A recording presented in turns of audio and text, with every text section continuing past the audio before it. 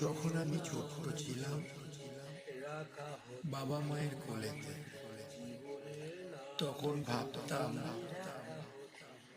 কবে বড় হব। যখন আমি গুটি গুটি পায়ে মায়ের হাত, বাবার হাত ধরে শিখলাম, শিখছি তখন পৃথিবী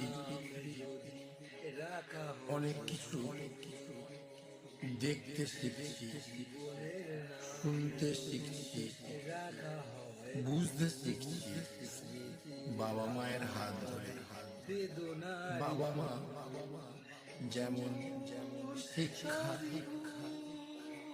আমাদেরকে শিখিয়েছেন, পিতামাতারা সেইভাবে আমরা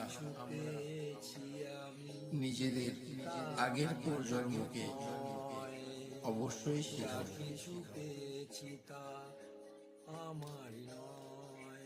সেই বাবা মা যখন দূরে সরে যায় অনেক কষ্ট লাগে। যখন সন্তান পিতামাতার তিনটি, তখন মাতৃ একই সন্তানের সবকিছু